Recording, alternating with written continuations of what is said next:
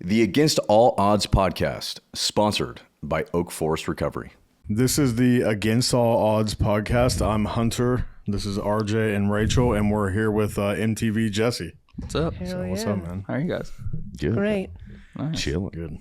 Good. Chilling. What were we just happy to be talking here. about? Yeah. Should we just get in what we were just what- talking about? Can you say that again? What did Nick say? He said that I'm probably butchering it, but something along the lines of like people need to see cool people doing, talking about being sober, and it just hit me. I was like, not saying even though I just joked about it, but I'm not saying I'm like the cool person, but like people, I'm sure some kids look up to me, and it's like, yeah, they need to hear that, and it was a big motivation for me when I first stopped drinking. I mean, I was like, damn, I marketed that it's cool to be a blackout drinker for 5 years. I'm like, I need to kind of pay it back, and I just, it makes sense to me in my head, and I think what you guys are doing is awesome. So I think one of our most viral clips was with Nick, and I think a lot of people were shocked. Yeah, and they had no idea. Yeah, and I think that, a lot of people were inspired by his story, him being so open about it.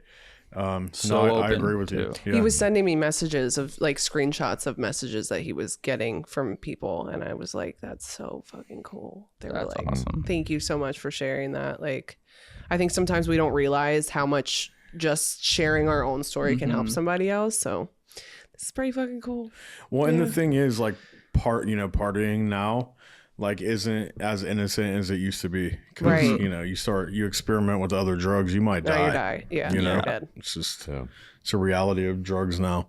Well, sometimes I'm like, is it just because I don't drink, or I'm not in that scene, or I'm older, that I'm like, damn, like it's not as like cool to be like a piss drunk, like druggy now and all that. But like, you know how it was when I was like younger, like I've seen it everywhere. It was cool. And, but yeah, so it's hard. I'm like, is it because I'm just not around it or seeing it, or is it actually shifted and changed, and it's cool to like cold plunge and worry about your health and do that. Like wellness is in. That's right. It feels like it's switched Health a bit, and wellness. which is sick.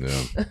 Yeah, it's definitely changing, for sure. Less people think it's cool to be fucked up. Yeah. For sure. I think it's like the being like lost was like attractive. Yeah. Like as honest as Being I a could say sad it. boy, being Like it's cringy to say, but it was like like I remember like listening to Mac Miller and being fucked up with my friend and being like, dude, we're lost. Like it's so cringe, but it was like that was the driving force a little bit. Like there's like what it does for you, and like the freeness and the having fun and like experiences, but it was like people wanted it to be a part of their identity. Like I did for sure. Yeah.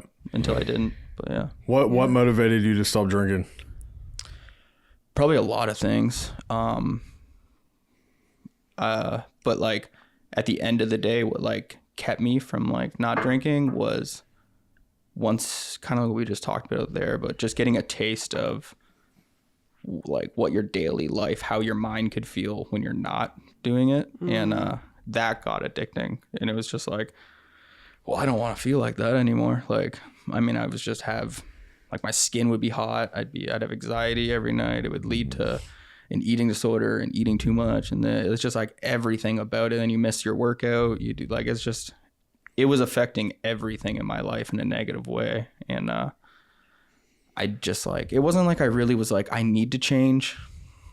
It's hard to look back and really think if it was that, because it was such a long like moment for me. But, yeah, I think it was because it was supposed to be a month. I was just going to stop for a month. It was something to do with my dad's birthday, I remember. And this was like pretty peak like NELK era, where like my job and my identity and my following and like everything was wrapped around being the party drunk guy. So like it was hard to be like, hey, can I switch this? Like, does it even make sense? It's almost like the fat comedian who's like, I can't lose weight. This is part of my like my whole stick. I'm not funny if I have a six pack, or like, and I used to think about that a lot, but that's all bullshit. Like, so you learn, I think. All right, let's That's get a long in. answer. My bad. No, that was great. That was fantastic, man. Let's get a little background on you and like where life started for you. Kind of what was growing up like. Growing up, I'm Canadian. I was Where in Canada? I was born in Hamilton, Ontario. Okay. So like about an hour south of Toronto, and then parents split, and then I moved in. Me and my mom and my siblings moved up north, like real small town, like such a small town. It was like Hamlet. It was like that small, and just did the country living. I know, it's crazy. You're like, that small. It's called a Hamlet. Yeah, I love that. It was. I lived on a road that was between two little towns called Shelburne and Red Dickville. Just to put it in perspective of like, I would go get eggs from Reddickville's corner store. So yeah, small town, and grew up there until I finished high school. So pretty much my whole childhood was like kind of country living. How many people went to that school? Whenever I hear people talk about how many people were in their high school, I never remember the number, but like I'm blown away when I hear like thousands. Like it's gotta be like 400 people. Like it was small. Yeah. Yeah. You knew everyone, you knew everyone's parents. Like if something happens in the town, everyone knows all the details. It's like that kind of a small town living. So what's it like to live in a place like LA after growing up like that? It's like a video game. I used to always say that. It's because like I never had a visa, so we would only be able to come here for 4 months out of the year.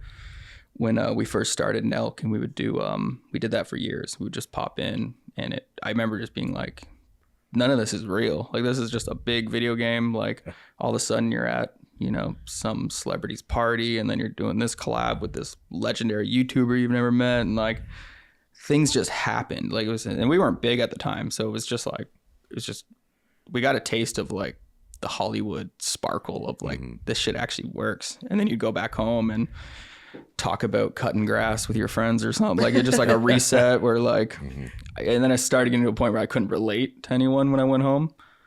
And then it got to a point where I like craved going home to not relate. Like I loved that just, we're not going to talk about content or analytics or any of that bullshit. Like, so it was nice. I think like, my experience was, it was good, but I think it also made a big part of my life feel, like fiction, like nothing mattered, or like, I'm just out here playing this game, and then I'm going back to my real life until the game became like my life. And I was like, and I still deal with that to this day. I'm just like trying to adapt to like, I own a house here, I live here, I run a business here. Like this is my life. So yeah. How did it all start?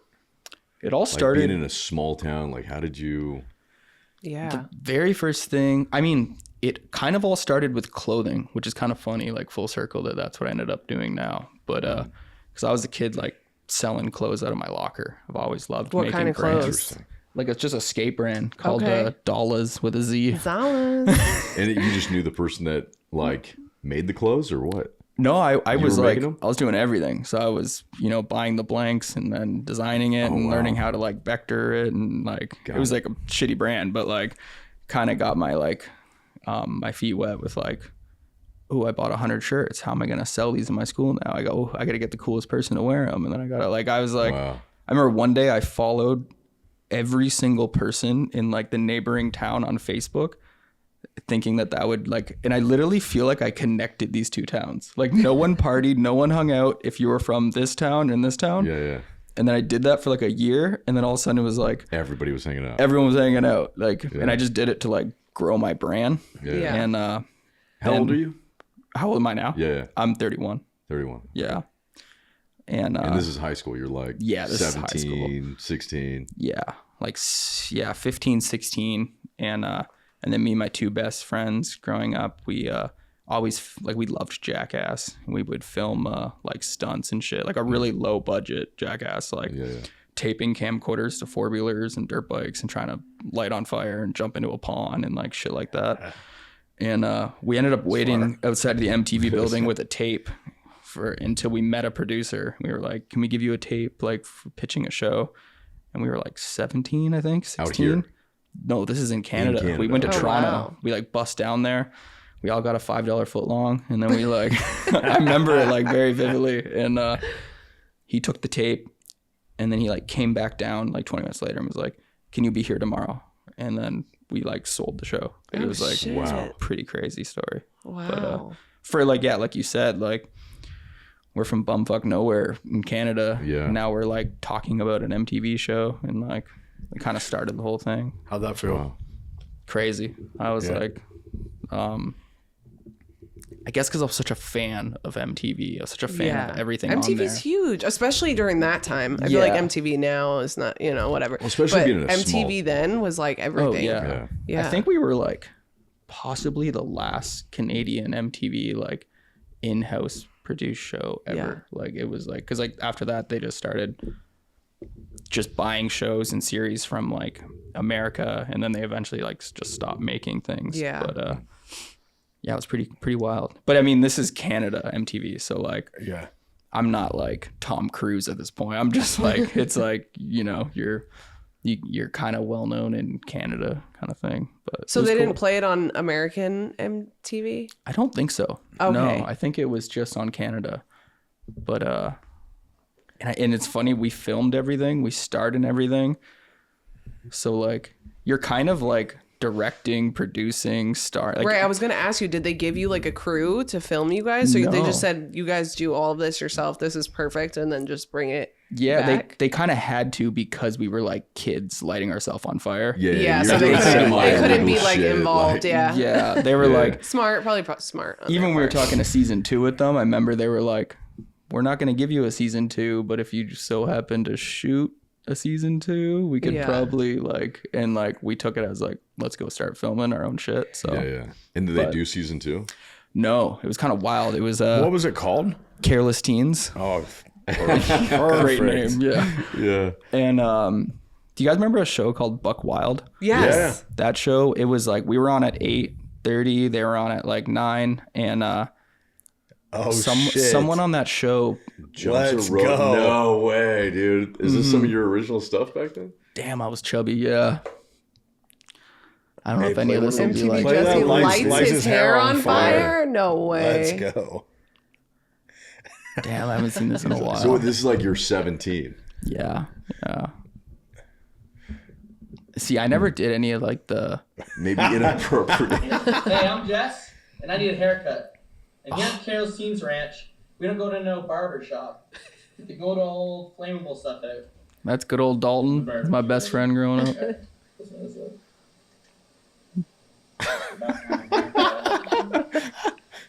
Yeah, what the fuck? And you're out in the middle of nowhere here. Yeah. This is my buddy's backyard. I'm just spraying it on my own hand. He's like, nah, you need some more, man. Any of the stunts I did were all like very soft. I was like the funny fat guy. That was my role. Oh, Oh. Oh, yeah. I feel like I can smell it. Let's try to get a little bit more trim on this side. Yeah. That might have got a good trim. All right. It's only down to 3/4.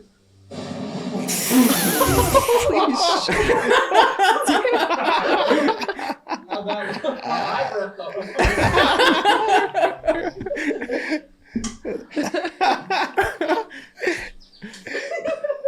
One more? That's good this side. Yeah. What, are we even them out, or are we going for like the Franklin look? Holy shit, dude. Oh, Where's the marshmallow? Oh, fuck yeah, buddy. I don't think I know my hair's on fire there. Let's go. Good? Yo. Want some water on it. Put some water on it. But that guy Dalton and my other friend Aiden. Was it you guys that all took the bus up to... Yeah. Yeah. And they were crazy. They were like nuts. Like, Yeah. Really? like putting barn nails like this big through their tongue into a Oh piece of my wood God. and hitting like a main vein and like crazy Oh, shit. shit. Like, Bleeding and just yeah. fucking... holy Staple gun shit. through their nuts, like gnarly shit. I was like, I'll hold the camera for this one. Like, Oh my Damn. God. So were you guys on YouTube at the same time as doing all of this? Like, I remember I was cutting up some of the footage and putting it on YouTube. okay. right around the time that we ended up selling the show, so it didn't live long. Okay. But I do look back at that sometimes, and Wish I you would remember have it went was- that route or something. yeah, like I think I remember like when we would upload, it'd get like 10,000 views, and I was like, looking back at that now, like you do that for 15 years around the time where there was no one competing with it, like Yeah. Oh yeah. that route. I mean, I think MTV gave us to split for the whole season $30,000, and you just say yes. You're 16, Yeah. you're like 30 grand, and That's I'm a gonna lot be on of MTV. money. Yeah. But like Yeah. now that I'm older and I know how that works, I'm like, that gypped. made no sense. Yeah. Like for a whole season. Yeah. They played it for like 7 years every night. Like they got their All money that- back. Yeah, all that Yeah, bangs for off sure. of that. Yeah. Wow. All right, so you do that MTV show, Yeah. and then where does it go from there, man? How does it? That led then, so we couldn't get another season because that Buck Wild show I was talking And about. are you drinking and using during this whole time? Yeah. I Drinking mean, a bunch, like that character. I would say was like probably. I building. feel like you have to be if Yeah. you're doing shit like that, right? well, I think that where I was laying my hair on fire, my buddy's house, like we went and drank his dad's beers when I was like 13 or something Yeah. like that. It was the first time I remember. I was like 12 or 13. And even then I like look back at that memory and I remember everyone like took a sip and then I like drank 4. Yeah. And I was like, and they were all like, you're being annoying. And I'm the drunk kind of guy drinking beers at like 12. Like I just always, I have that problem still to this day that everything I do like 100% or Yeah. I'm not into it. And like, No gray area. There's All or no- nothing. yeah. And, I'm like that too. I don't think that's like good. It's kind of good with certain projects. It's good if but- it directed at the right thing. It can be good, but it can also not be good. Yeah. It depends on the situation. well, I feel like, like that's been the spirit of what we talked about today. I mean, In yeah, some I way, feel you know what I like- mean? It's just Yeah. all in or all out sort Yeah. of thinking.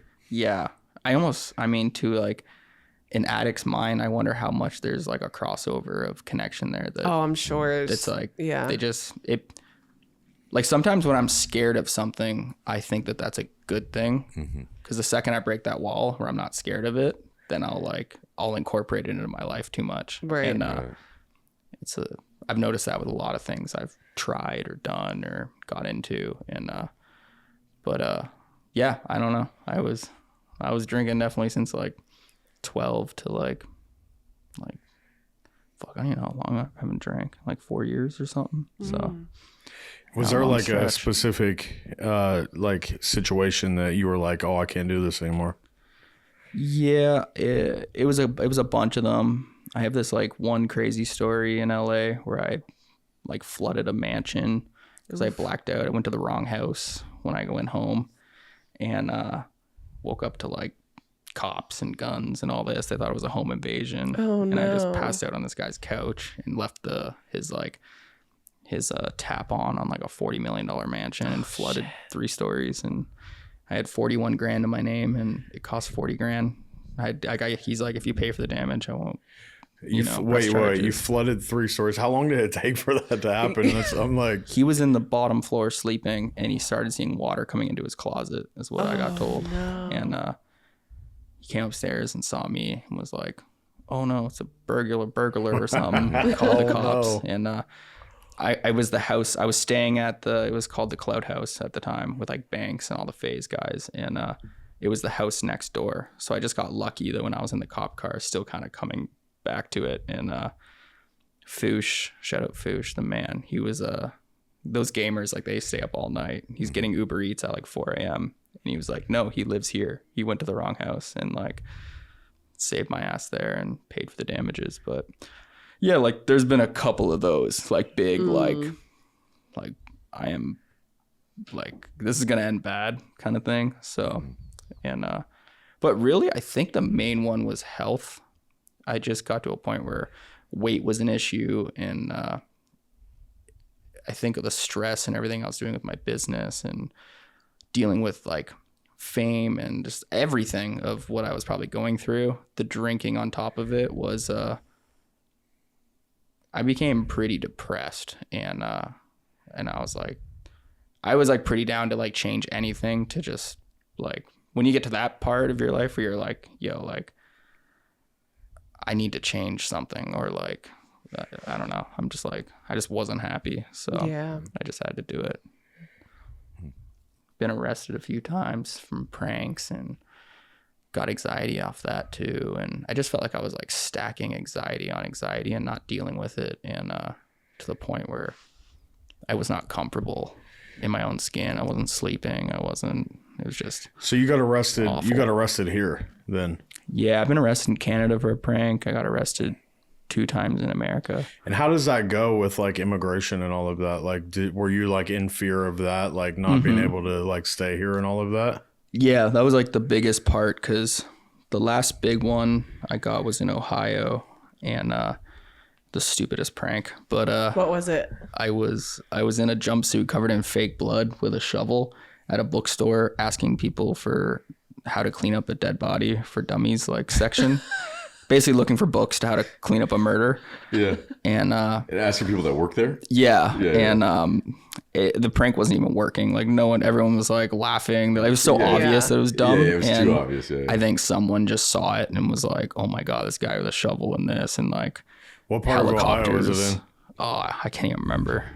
We just popped in there for a day. It was like we were shooting a main channel video for NELK, and this was like a funny little like clip idea I had. I was like, let's just go bang this out. And it turned out being like 3 counties of police, helicopter, like everything. No it was like way. first Holy degree. shit. They were calling it inducing panic, like this shit. whole thing. And had to go back to Canada for like 7 months and await like a I guess it'd be a trial or like for the court to see and like decide. And I remember just that was like the peak of like, I've had anxiety, but that was like, Big time. it still bugs me. Like I still have anxiety with police and just anyone, like, I guess freedom, like anything taking away my Yeah. freedom is like very scary to me.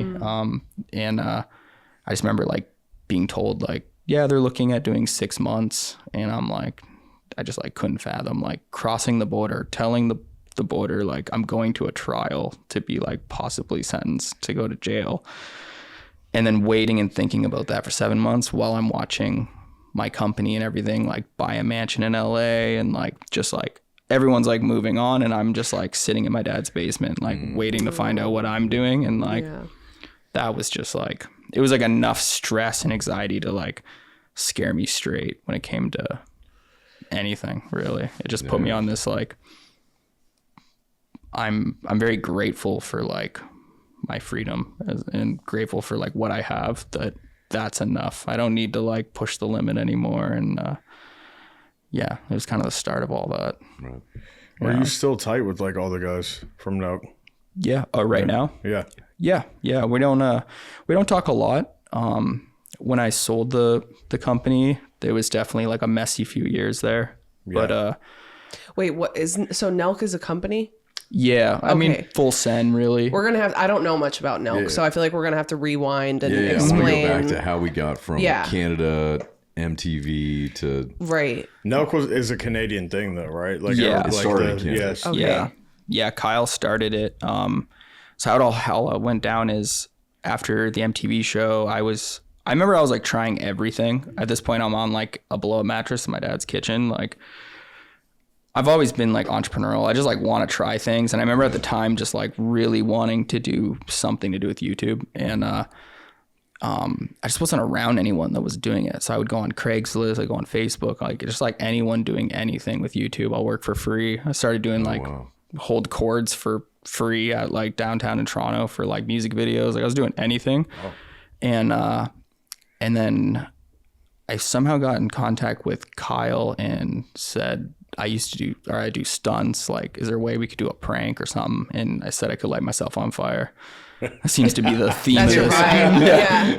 That's It your got me vibe. to a lot of places, just lighting us on fire. And we met in Mississauga. We did this prank where we act like anyone who's smoking a cigarette. We were like, would put gas on our arm and act like they lit us on fire. Oh, that's a And good one. and we just kind of hit it off. And after we shot that, we were like instantly like, yo, let's both go save up money. Let's go to LA. And then it all kind of started from that. Wow. Yeah. And that was about 7 or 8 years ago. Wow. And it was called Full Send. It was called NELK, actually. Okay. Yeah, because of who Kyle started the channel, had like 30,000 subs or What something. does NELK mean? What is that? It was 4 people that were in the crew at the time, and it was like sketch comedy, a little bit of pranks, and so they just called it NELK, and then it grew into NELK Boys, and then we like came out with the like clothing lifestyle party brand called Full Swim. What do you think about this? The Donald Trump. I mean, I didn't watch. It's so crazy. I didn't watch him on the news. I saw like a photo of it, but it's pretty wild. It's pretty wild. That's pretty wild. Yeah. I don't know if we're going to play any of that right now, but any of their recent stuff, it's pretty, yeah. Yeah, for a Canadian, definitely got pretty political. For sure. But honestly, like, yeah, we're all on good terms, and I actually look at it as like everything kind of happened for a reason. Like I had enough of it, and I didn't see eye to eye with that lifestyle. Yeah. And I started feeling too much like forced. Right. And I honestly think that, you know, all bad blood aside, eventually I learned that I was part of a lot of the problem too. And like, I was just dealing with my own shit. And I honestly think Kyle was like the man for the job. Like I never wanted that. Like he's interviewing Donald Trump. Like that would give me anxiety. Like I don't. It's a lot. Yeah. Like I don't like having a target on my back. I don't want to be in the limelight. Like if I didn't run my brands through my Instagram, I wouldn't have one probably. So it's, yeah, I'm definitely, found my lane and like what I like doing and found a really happy, just daily life. I feel like, and what I could work, you know, 13 hours today on my brand and be happy the entire time, you know? So I love that. That's a good way to, anyone who's working on shit, just like, that's how you should be able to tell. Like if it feels like work, then you might be on the wrong path, you know? Right. Yeah. And I think there's nothing wrong with work feeling like it's work if you got a goal. Like I'm trying to get, you know, help my family. I'm trying to get a house. I'm trying to get to this point where I'm then going to switch and be like focused on what I'm happy and passionate about. But that's for me, like, and I know I'm rambling a bit, but like when I got sober and I sold the company and like all this stuff, it was, for me, it was like, because I never wanted a lot. Like I wanted to take care of my family, and I wanted, like, that's why I got a tattoo on my arm when I was young. It was like a cabin in the woods. Like I just want simple life. Yeah, simple life. And I'm sitting here like completely unhappy, like really depressed, don't like my own, you know, living in my own skin. And I'm like, but I'm successful. I have everything. And I'm like, something needs to change. Like it doesn't make sense. Like, I feel like that's been, we've had a lot of guests that have been saying that have had such success, and I can relate as well. It's like you think when you reach this goal, you're going to like be happy when you get the money, when you get the car, when you get the house, when you get this and that, and then you reach that and you're still not fucking happy, and it's like, holy shit. And you continue to want more, right? Like, keep digging deeper. And that's it's like this never ending like suck hole of spirit and soul almost, you know. I used to want all these things, and now more than anything, like I want to throw my phone off a bridge a lot of the time and like live in the woods and go off the grid. On my Instagram, there's a clip I posted around this time of a Joe Rogan clip, and it like perfectly worded this. It was like the hunger of the working man, and the like you can get lost in the game of numbers and success and comparing yourself to other people, where you'll just continue to be more unhappy to like try to reach these goals that don't make you happy. And you're not able to recognize that, then like you're kind of missing out on everything. Like you're failing, in my opinion. So Do you know those guys from Canada, Money Buys Happiness? Love those guys. Yeah, they're great guys. So they were like part of like Full Send at some point or something like that. Yeah, I don't think they are anymore, but I actually did their podcast, and I remember after being like, this is like one of the best podcasts I've ever done. Those guys are so dope. Yeah. We've been following each other for a long time. Yeah, really? They're tight. I think I always thought they were Canadian, but they are Canadian. They're Canadian? Yeah, but they live in like Miami or something like that. Yeah. Okay, so they are originally Canadian. They're from Toronto, I'm pretty sure. What would you say to like other people that have like this like big online presence or like social platform, and they're like drinking all the time and living how you were, but they're like in fear of changing? Like what advice would you give somebody? like a similar feeling, but they have like a fear of making that somebody step. that like went exactly through what you went with like the drinking and partying, and you feeling like that's part of your brand. Like, what advice could you give somebody like in that same situation that wants to stop drinking but is in fear of that, like the public image? If I learned anything that maybe could help someone, is the biggest fear you're gonna have is that like no one's coming with you on this journey. And I think that if I learned anything, I mean, even just like, and I'm not bragging it, I'll just explain it. Like, I remember like the first time I started my new brand and told the whole story, and we sold out a collection in like minutes. And I remember like it like made me tear up. I was like, oh, like people, as long as you explain the story, those people mess with you. They don't mess with this like brand or identity that you think that they only love. And like those people that like are only there for that, like you might not want them there anyways. You know what I mean? So I think like definitely don't let the fear of the identity change stop you from making the identity change. If you truly like want to have the identity change, you know, like even for me, like I think that, you know, any content or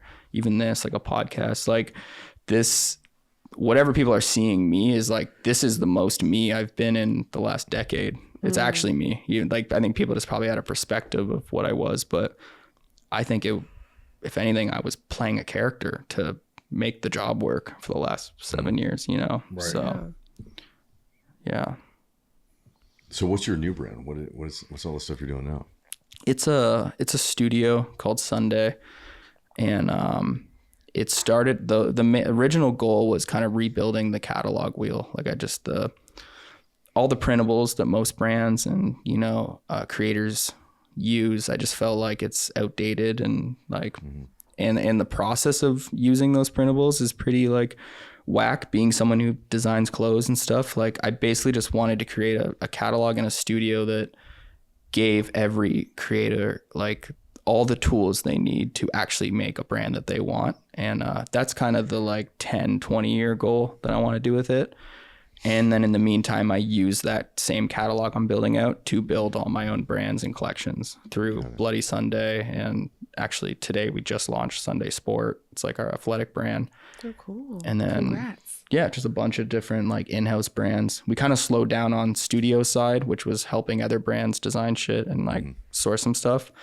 Just because it hit me that I was spending a lot of time and a lot of the team's time on other people's projects before Your own. my own. Yeah. And you own 100% of that. And like, I think the first few years of a brand, if you want it to be successful, like It's important. you got to just like, like it's got to be the only thing I'm thinking about and the only thing my team's thinking on. So we made that switch about 6 months ago, and yeah, I'm just really happy with where it's at. It's like, you know, it's not profitable yet, but try not to be too hard on myself. I mean, it's Takes time. a startup, so Yeah. This place that you film at, is that your offices? Or yeah. something? We're in Torrance. We got like 10,000 square feet. It's pretty cool. So yeah, it's pretty pretty sick. cool. It's like a big man cave. I was like living there for a little bit. So it's tiny. Yeah. We just had them on the other day. That's tight. Yeah, it's fucking rad. Let's go. Yeah, that's where I He heard came of you straight. guys. He came straight from here to there. Yeah. Oh, really? Yeah, Yeah. literally, like left From here. there to here? Drove to you, yeah. Yeah. Oh yeah. I think you told me that. Yeah. I'm Damn. going on my friend's pod. Yeah. Bye. He was hilarious on that. Oh my Dude, god. he's you guys he's watch his so episode funny. on Short and I've Simple? watched parts of it, Yeah. Oh he's my so god. fucking funny. Just He's always naturally, been so funny. the amount of stuff that ended up having to get cut out because he's so wild. But I was like, dude, I want to leave it all in. You're so funny. 'Cause I like that Just kind of keep it humor. for yourself. Not a little thing to make you giggle. I'll just every watch here and it there. every Yeah, once in a while. exactly. Exactly. But yeah, like his podcast with you guys was like a perfect example of you would never know. Like I knew him from the internet. We talked a little bit online, but you never really know like what people are going through. No, like it's crazy. Like, and The dark place that he got to. yeah, And it's the way crazy. he was living every day. Yeah, and And yet what he was also producing. out Yeah, in the making world, everybody laugh. Yeah. And you know, happy. It was a really you almost got to like switch it on and be like, well, now I'm performing. And then it's like, that's all. I mean, no one wants to feel bad for, you know, internet creators and stuff, but like, dude, it's a while. If you're not very like in sync with your own mind and your own self, and it can be a weird game to balance, especially when you're going through any kind of addiction or thing. 100%. It's wild. And what happened to your arm? it's kind of embarrassing. I was shooting Short and Simple. We did a Halloween special, and I was in a Batman costume. The lights were low. We were using a Ouija board, and I couldn't see very well. It was like a $16 Batman costume, so the eyes were like kind of like this. And I think I was like comically falling off the stage onto this like sprinter bench, and I guess I was like preparing for my shoulder to go into this bench, but it just, because it's sitting on like an axis, it just slipped.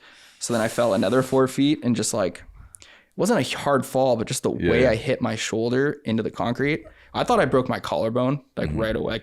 So you knew immediately as you made contact. I've like, you know, from skating and MMA, all that, like I can tell when I break a bone or really sprain an ankle or something bad happen. I was like instantly like, that's not good. Like I can't move my arm. And of course Steve was calling me a pussy and making fun of me the whole time. He still is. I think he texted me like 2 days ago because I was wearing this brace. He's like, dude, you're fine. You're milking it. I'm like, okay.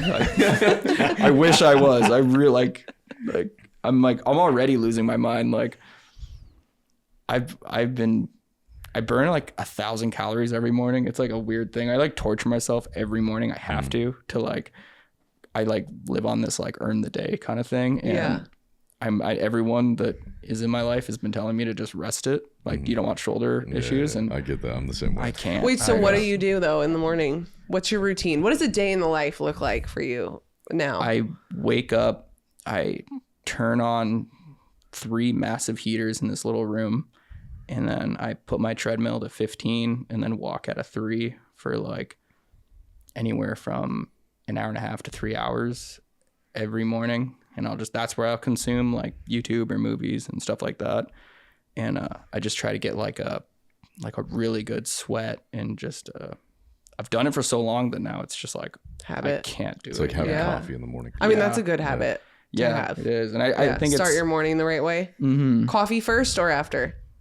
Or do you not drink coffee? Yeah. Okay, no, I do. Yeah, okay. I have to. I know when people tell me that they can do something before they have coffee, I'm like, wow. That's sick. Yeah, the Huberman thing of like wait an hour. I tried it, dude.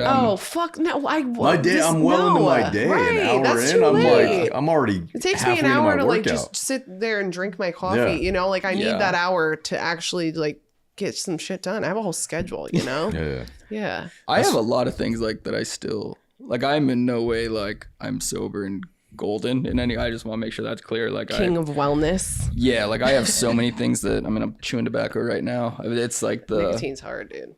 Like I'll start my day. I'm even on, and I do not. Anyone who has any addiction issues or just anyone really.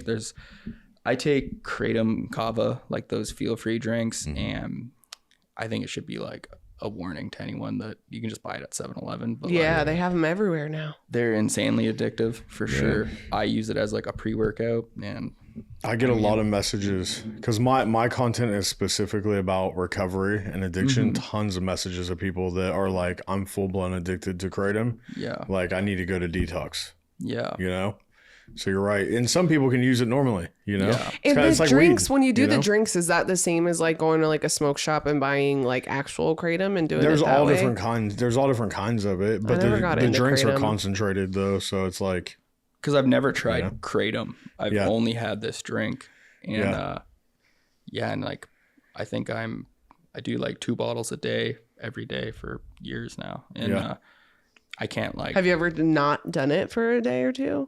Yeah, and that's why I'm kind of bringing it up, because does it fucking suck? Do you feel sick? Crazy withdrawals. Oh shit! Like really bad. Withdrawals. I've never gone through like heroin or anything really crazy, but I've heard I've heard that Kratom is not exactly like heroin withdrawal, but like it can be quite similar. Yeah, similar. It's uncomfortable for sure. It is. I couldn't work out. I felt slow motion. I felt like I was on a drug. When Have I you thought started about doing like it. weaning down a little bit? Yeah. Or just Maybe go like a somewhere and half get- and get- half. Maybe get like your- wean it down. You Yeah. know? It's the worst thing to say. I'm in control of it, but like I have Managing a limit. it. You're I am, managing yeah, it. and I live a pretty hectic, stressful like work life. Yeah. And it's like a tool that I use, and it's on my list of things to like Yeah. figure out. And I thought I One thing could at a figure out time. that one time. And the thing that was really weird about it was, because I'm pretty happy, like I'm happy now, but like I got off it for like a month, and it never like got better. Like the energy levels, everything, the withdrawals, it was kind of scary how much it didn't get better. But then it got scary that it like psychologically what it did to my brain was I went into like a full-blown depression, and Oh shit. and I had a lot going on at work and all this, where I was almost like, it's like a note that like, this is serious, like this is a thing now, but like I'm gonna have to find a better time to like understand this and then like and handle it. So it's like, which I don't think there's anything wrong with that. I know people are like, I'm gonna start my diet in 2 months, I'm gonna do this like that. I don't like that mentality either, but I'm in my mind, I'm like, I have a pretty good success record of like, if I plan it out the right way and actually do it right, like I can accomplish things. So that makes me okay with it right now. But Yeah. Like a Deal New with it when I Year's can. resolution or something, you know? well, do you ever notice it's kind of scary if you say you're going to do something, I'm going to fix this, I'm going to stop doing this, I'm going to whatever. If you fail at it and then you fail at it and then you fail at it, it does get harder to Me then with like 75 hard. Yeah, it's like I think that it's almost better to like properly plan to try to do it the first time. And at that in the right time frame. Yeah, Honestly, the best way is to just go somewhere and get completely detoxed. yeah, that's been in know my what I mind. Get a Yeah, cabin. that would Go probably be a somewhere lot and just- easier, yeah. honestly. Go get you a little detox, come out brand new, Yeah, just find a good rapid. psych Yeah. that deals with that stuff. Yeah, You know what I mean? Have them oversee it. yeah. And I've never done anything like that, but that'd be interesting. Have you ever done like therapy or anything? No, I did therapy when I was Just raw dog in life. kid, but Yeah. I've never talked to a therapist. Probably should. I've had friends be like, You're like, you I have a should. podcast and I have friends, so same thing. Yeah. Yeah. This is therapy. That I mean, is. truly. Good Truly. people in your life is pretty close to Yeah. therapy, in my For opinion. sure. Like, 100%. Facts. it's a big thing. Yeah. The right people. So you have the right people around you nowadays. Yeah. You got some good people. Yeah, my team's great. Yeah. And it's maybe an issue that my team is my family and my friends, but I think I'm working on that great. too. That's Like great. it's great. Yeah. I want to also Sometimes mixing the two can be. yeah. Like I said about how I got a phone that's like a personal phone and then a business, like one thing I've been working on is like at some point I do need to have a separation. Like if something goes wrong in your business, it's very easy to make you go, my whole life is crumbling because it's my life, you know? It would be nice to be like, oh, this sucks. We're gonna have to handle this. But Monday back I'm gonna home, jump in. everything's Yeah. I'm going back to my house. Yeah, I'm gonna like go hang out with my friends. Like my life's still here. And Yeah. it's sometimes it can feel like it's your whole world. But Yeah, I feel like that's how I live my life yeah. for sure. Yeah. Yeah, there is no off or on because everywhere I go, Yeah. it's on. It's Yeah. my whole life. Do you ever feel like you'd like think about separating that more, or like that you would want to? I don't know if RJ. I don't know if he It's not. could I don't know if it's possible. with what you do. Yeah. So he owns Oak Forest Recovery, which sponsors this podcast. So it's like, It's a huge recovery center. there's a It's also lot a of whole moving community. parts. And then I also own a marketing media company. And then also a wellness spa. Oh wow. Yeah, it's a lot. And all of it is He's doing the intertwined, most, you know actually, what I mean? out here. So you can't turn your phone off for a weekend. Oh, Like- I haven't done that in a while. I'm going to try to. We're going to go to London. I'm Yeah. going to try to turn it off. I'm trying to prep everybody. But yeah. That's the line right there. Yeah. I'm gonna prep. Yep, that's where my mind goes. If I'm gonna take a week off, it's I got to like prep everybody. the week Because your before brain is is gonna be probably insane. still, Yeah. even though you have the best people ever, best Yeah. team ever, but your brain is. I know for me, like I haven't separated anything because my brain would Right. always just still be on it. I feel like even if I had that's someone the else hard handling part. it. Yeah. So it's like, what the fuck is the point? If I'm still going to be thinking about it, I might as well just do it myself. Yeah. You know? And then I move these guys. I was that all work just with about to me. say. This is where I live upstairs. Okay. Right? So, I mean, yeah, no, I inundated into my whole life. Yeah. And then he I live lives next door. Next door. And then the president of the marketing media company lives next door. There you go. And you know what I mean? Welcome to the compound of Yeah. where they live. But no, it is. It's a lot of responsibility, right? But you're happy. Yeah, definitely. Yeah. Yeah. Maybe you don't have but to divide it, you But know? I think about these things all the time, what you're talking about, right? It's like, can I ever create separation? Is it me? You know what I mean? Yeah. Like, I think about that a can lot. it get better if I'm not there? Yeah. Because that would be the ultimate goal, right? Is like, what I think about is like, can I build a team that can build it to something bigger and greater without me? Right. Yeah. Right? Because that would be like the ultimate form of, in my mind, creation, right? Yeah. That's the goal. Yeah. Is that it can become something Yeah. that transcends me. Even if I were to die tomorrow, I think about that actually a lot. Not dying, but like if I wasn't here. Yeah. How streamlined did you make it where Would it fucking become something huge?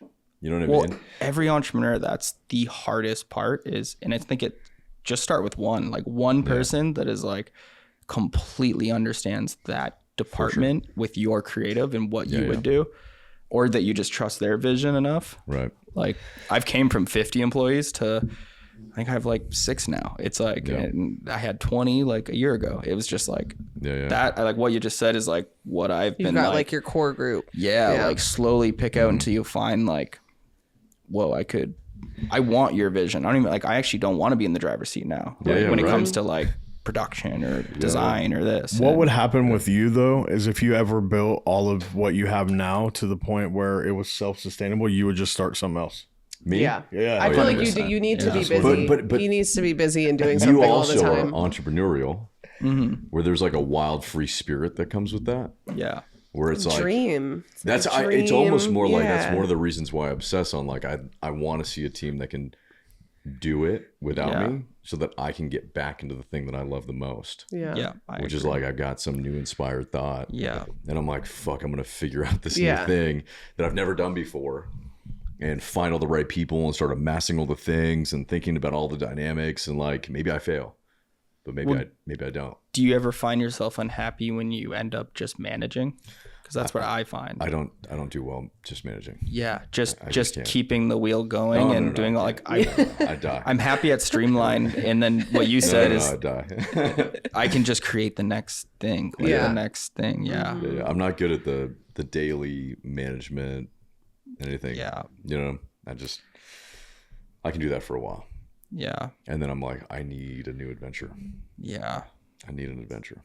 That's like the goal. It's streamlined.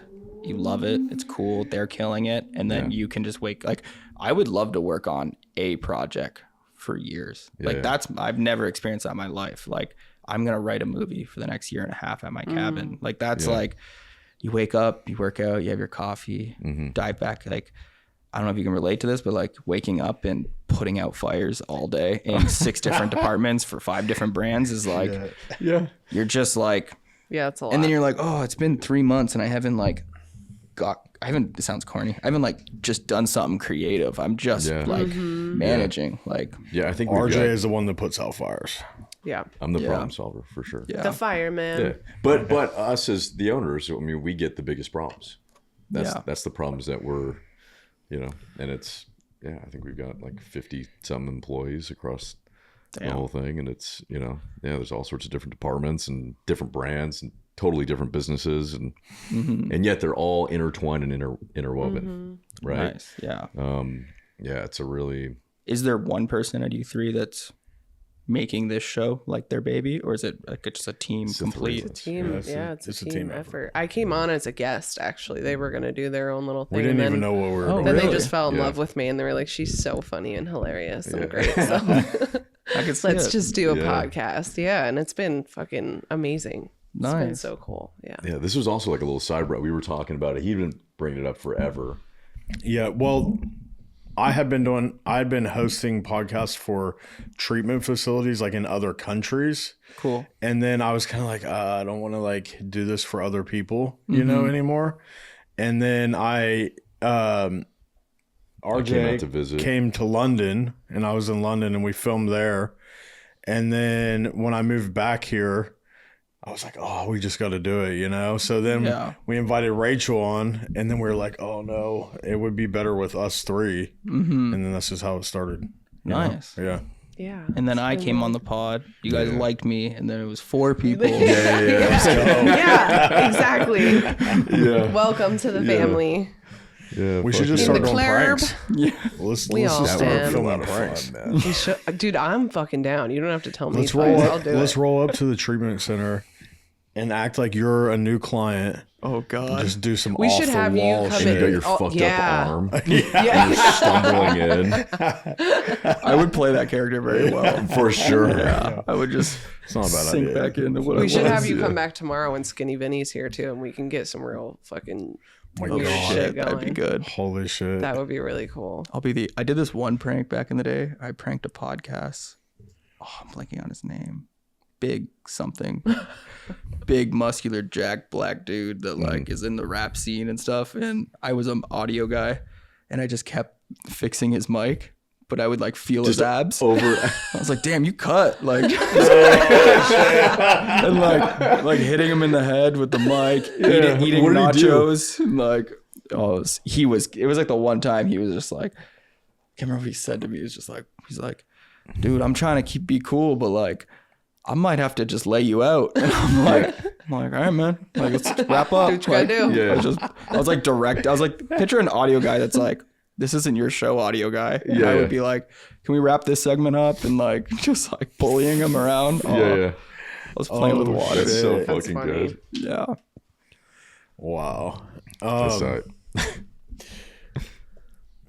Are you happy today? Yeah.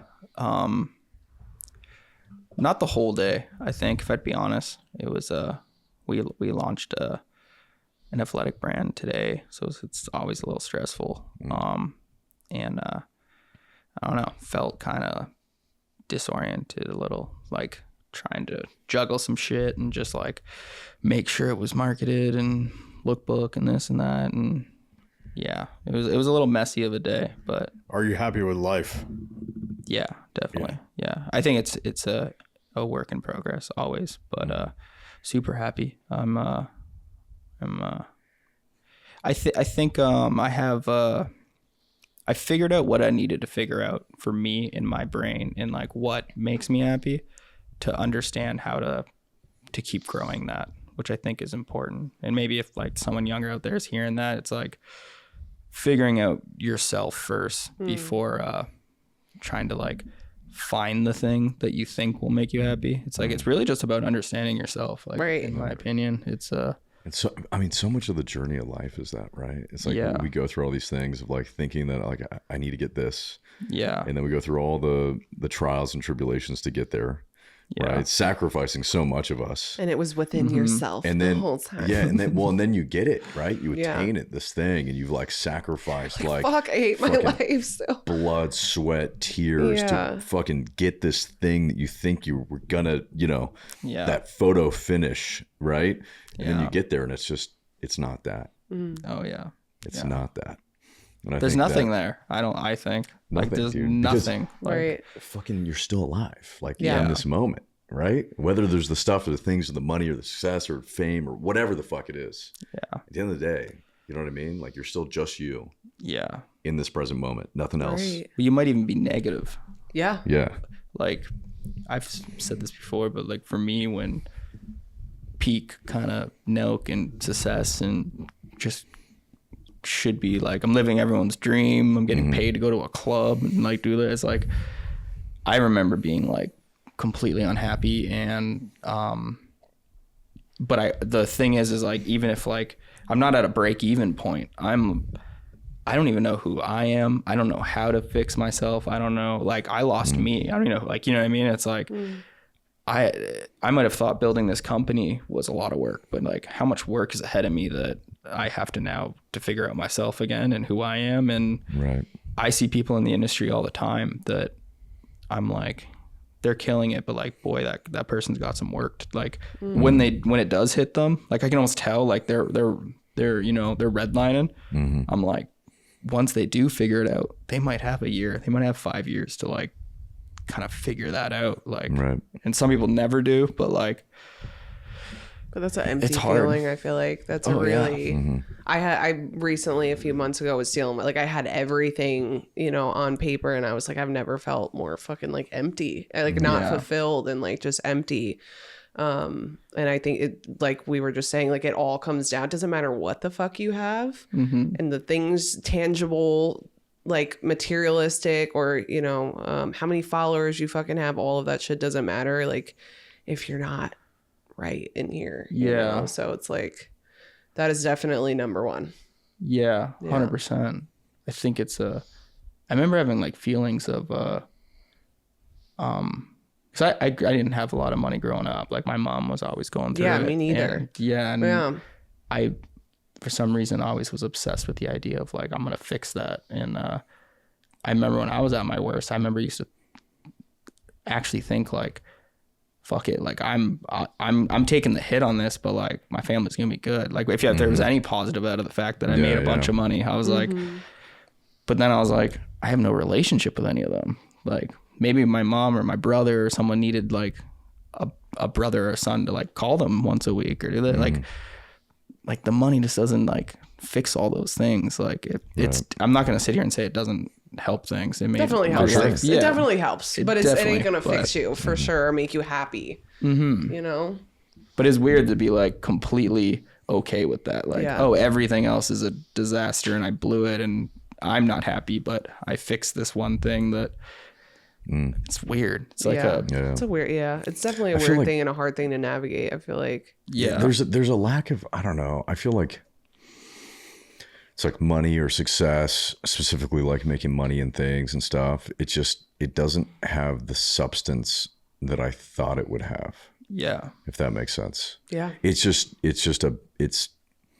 useful, right? It's useful in a lot of things. It can make life a lot easier in a lot of ways, right? I can have access to things, but it just doesn't have the substance that I think that like my innermost self is craving. Right. Like that soul feeding feeling, you know. Right. Obviously it helps with a lot, and we're all very blessed. For sure. It's not to say it doesn't. Yeah. But it's just that it just doesn't have that warmth. Yeah. You know? Exactly. Like, the sunshine of the spirit. Sunlight of the spirit. Yeah. And that's like what you're saying. It's that inner work. Right? Yeah. It's that hard inner work. It's that facing yourself in the mirror. Right. It's that, you know, not having alcohol to numb that. Yeah. Right. And actually being with you. Yeah. Right. And having to manage everything and having to, you know, still help provide for your family. Yeah. You know what I mean? Yeah. And do that inner work. Kind of makes sense why drugs and alcohol and all that, like what we're explaining, I'm sure a lot of people have gone through, and it's like I fixed this one thing, so I'm broken, but I know I'm not going to feel any of the brokenness if I just do this, and I'll keep trucking along. It like, on paper, it like, if that's the goal for some people, it is. It's like, it makes sense. It's like, oh yeah, that worked. But I don't know. I guess it's like for the certain people that like just catch it and start rebuilding back, and I don't know. I'm rambling. No, it's okay. No, what do you think the biggest benefit is since you stopped drinking? Like for your life? Sleep, health, the way wellness. I feel every second. Yeah. Which is huge. It's like, that shouldn't be like how you just feel like when you're just breathing and sitting there, and like, I can't even imagine how much I was just sore and uncomfortable and heartburn and decisions you make and your mind and everything. It's just how I feel every day is like my reward. And I would say on the business side, I think I was lying to myself that I was a hard worker. I do 10 times more than I was when I was drinking. There's also like a whole thing in LA where you lie to yourself that you're making connections. You're going to the club. You're doing these parties. You're making business. Were you a big club party scene? Hollywood Hills kind of thing. It wasn't a lot of clubbing and stuff. It was just bouncing around up to parties and then it hits you one day where you're like, I'm not fucking making connections. I'm at the same house with the same 7 dudes talking about what we're gonna do tomorrow and we're not gonna do it. Like, it's just and it's weird when those people come into my life now that I can tell are on that wave where it's like a lot of talk. It's just like a lot of talk and a lot of hype. It never happens. And then no one actually sits down and does the designs, writes the script, does the actual work part. The work part. Yeah. The ideation phase is easy. Yeah. You know what I mean? Dream. Yeah. The dreaming phase is easy. It's the execution. Yeah. I do. The only thing that was like, I liked the fact of the spontaneous kind of making memories and not really knowing where I was going to end up at the end of the day.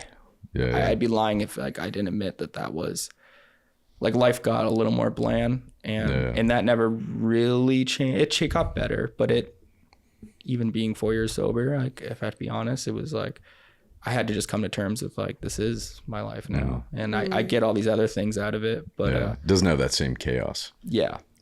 Some people are addicted to the chaos. Oh yeah. I think I was, and I've been addicted to the I think chaos, as you get sure. older too, that kind of gets, you get a little bit more tired. It gets easier to kind of, I thrived in chaos for a lot of my life. And now I'm like so the opposite, which I never thought I would be. Yeah. That chaos, it was pretty cool for a while. It was fun, you know? Well, like we were talking about before, like, did you ever feel like that chaos was an identity? Like, 100%. You wanted it? 100%. I was like Hot Mess Express, party, you know, fucking. You wanted people to be like, damn, that person's like, she's fucking nuts, bro. She's fucking crazy. Yeah. Yeah, that was me. I think about that on the, anyone making any kind of art form too, of the I'm an insane genius type mentality, which is a funny one I've thought about, because like I think everyone I want to be like I'm creating something special that no one else is creating, like, and sometimes I think of that as like, oh, that's why I don't have relationships, that's why I don't have this, I'm lost in like creating this thing. And I think that's kind of silly. I think that you end up just creating things that aren't relatable to anyone because you're not living a relatable life. And you can do both. Like, have you ever had a problem in your life that wasn't fixed by balance? Like it's like the yin and the yang of, it's like everything, like everything in my life that I've tried to troubleshoot, it ended up being like what we kind of started this conversation on is like having to be 100% in anything or not doing it at all is like, it's a tool, but it's like, I don't know if it has any longevity to it. Like it's, there's got to be a balance at some point. And balance is fucking hard. That's something that we struggle with every day. I don't think anyone has a perfect balance. It's like one you'll get something like perfect on this side and then it's like, whoop, you know, then you got to go to the other side and then get this side right. Balance is fucking hard. Oh yeah. Yeah. It's a skill. You almost have, if you don't have it or you were a person that never had it, you got to like work on it. Yeah, you got to practice. I think it comes down to routine though. Yeah, routine is super important. If you have stuff you're locked into, no matter what, right? Like what you were saying, every single day you have to do the treadmill and do your torture chamber. Like, yeah. Mm-hmm. If you lock into that, I feel like it's easier to find balance. But if you're just like, whenever I don't have that, my life is like chaos. Yeah, pure same. chaos. Yeah. Me not going in the gym in 2 months. Yeah, that could be another thing I've learned that's like balance. Like I need to do the treadmill thing. I need to do my 100 push-ups. I need to do that because I need structure. So it gives me all these things. But then if I don't have it, like I injure my shoulder, I'm a mess. So it's like, it's not really balanced. You have these things that like, it's weird. It's like a hard thing to figure out. Yeah. Like, but I there is very few things that I would ever like that are negative enough to not push structure on anyone trying to like, if they're not happy, they should look into the smallest little goals to do every day. It's it definitely does add up and like fix things without little things help for sure. Yeah. I think that's what people get overwhelmed a lot of the time. They're like, holy shit, I got to fix this whole mess. And it's like, no, one little thing at a time, you know, one little thing. Just one and shovel then you scoop. add something here and there. And then all of a sudden you're a lot better than you thought you were. Yeah. What do you think the most wild prank is that you guys did? Ever. Oh, definitely the Coke prank in Mexico. That was like, What was that? Let's unpack. it's Let's funny unpack that now that, like I said, I get anxiety and I'm kind of a pussy when it comes to like cops and all this shit now. Yeah. I think back before all that happened and how wild I was and how much I was like not scared of that. And I can't imagine it, but when we first came to LA 7 years ago, we shot Coke prank at Venice Beach, and it's like, still to this day, it's the biggest video we ever did. Coke cans in Yeah. the back, yeah. And it like blew up like 140 million on Facebook, like it was everywhere. And so then we were like, everyone would always Wait, comment. what is the prank? You just like, you tell hey, police you want you have some Coke? Coke. You tell police. Yeah. So you'd fake sell Coke to people on the street till a police officer would come to your car, and then you like give in and be like, sir, we're sorry, listen, we I have have a Coke in lot our of Coke. car. And then they open the trunk and there's Coca-Cola cans. It's like a very dumb joke, but like Yeah, but that hits. Did you guys use like hidden cameras when you did these things, or like okay, I was gonna say GoPros and yeah, stuff. okay, they Yeah. wouldn't see It the went cameras. people stupid from viral. distance. I'm gonna That have to video look that still up. goes viral, like at least once or twice a year. Like I've seen that a bunch. Yeah, it'll Yeah. randomly get re-uploaded or something. And everyone said like, try doing this in Mexico. Like that'll never work or it'll be insane. So we loaded up I had a Scion XB at the time. It's like this little boxy car. Yeah. And we loaded it up with Coca-Cola cans, went across the border at night and just started like driving up like roads the wrong way, parking in weird areas. We were like trying to get like police to like fuck with us. Which is hard. Yeah, very hard. You can do anything In there. Tijuana? Yeah, it's Tijuana. Oh my And God. we finally get cops at our car. We don't know what they're saying. And we do the Coke prank. They don't open the trunk though. They just start like arresting us and being like, then they don't know we're mic'd up. They don't know we're filming. And they're basically like, give us half the Coke. So they're corrupt. They're like, give us half the Shut Coke, the we'll let you Oh, go. shit. And we're capturing all this on camera. But we don't know we are till we get it translated later. And they're saying all this stuff. And we feel like we got the shot and it's getting sketchy. And Kyle's kind of still pushing it. Like he's still like making jokes and this. And I'm like, yo, dude, we gotta get the fuck out of Yeah, here. we're going to end Tijuana prison. Yeah, and we somehow got out of it all. I think we paid. Did they take half the Coke? And they see the They Coke? finally did. But then when Okay. they saw the Coke, they saw the cameras. And then they realized what they said. So they started talking to each other. And we don't know what this is all about. And they kept saying, Oh, shit. okay, we'll drive you across the border. We have to drive the car with you guys in it. And we kept being like, cameras or something. well, the scary thing is we kept saying, no, we'll drive the car. We're fine. It's right. We could see the border. We're like, dude, we can go. We just had a weird feeling. And then it was like a horror movie. We went to a fan's house in like somewhere in the desert and they're translating it for us. And every sentence they're saying, it's getting like scarier and scarier. Oh God. Basically, they were saying like They were about to murk you. they were gonna take us out to the desert, dump us out of the car, and like take all our cameras. Did you and, guys like, upload it? Yeah, and Oh then my God. we upload it. It goes viral, and all over Mexico's news is these cops, their faces getting fired. Oh, And now I'm like, God. You we haven't just been back messed to with- Mexico since then, have you? I don't think so. I remember No, being please scared don't. to go, That's scary. but I don't know who we That's messed with, like scary. the cartel or something. That's Yeah. a fucking Well, I mean, the cartel is crazy all involved prank. with all of that shit Yeah. over Shut there. the fuck they run up. everything. And so you come across and you've got somebody translating it and you're watching this just like, sweating, holy just like- shit. What it like And what was, that Kyle like eye thinking? opening for you? Were you crazy like, too? He's freaking Yeah. out. oh yeah, were you like, holy shit, what am I doing almost? Or were you guys yeah. like, this is going to go fucking fine? Probably a little of that. We were young and like just had On the that other- mindset. I but- bet on the other side of that, like if I was in there, I'm like, oh, dude, this is going to be fucking huge. Oh, yeah, yes. like I'm you posting pranked that the as quick as cartel or possible. something. Like this is crazy. That's It's like, Yeah. so crazy. and then I remember we had this like mansion up in the Hollywood Hills at the time. This is like, so you have gardeners, like Mexican gardeners, always at the Oh, and house. they were. And they knew. No, but I'm just having anxiety. So I'm looking out my window and I'm seeing like leaf blower like staring at me. Like they're and gonna stuff. come get you. I've seen enough movies where I'm like, have I seen that leaf blower here guy here before? Like, Yeah, is he new? yeah. Like, and I'm asking like the staff and like, the fuck up, really. I'm like for months just Oh, like tripping. man. Oh my tripping. God, Like, dude. That's I don't scary. know. Like, Yeah, I probably would especially have when gone it's on into the hiding. Yeah. Mexican news. You know what I mean? What are That's some of what the was other scary. crazy ones you guys did? There was one. This is around the time when I was kind of starting to be like at the end. So I actually didn't do it, but they did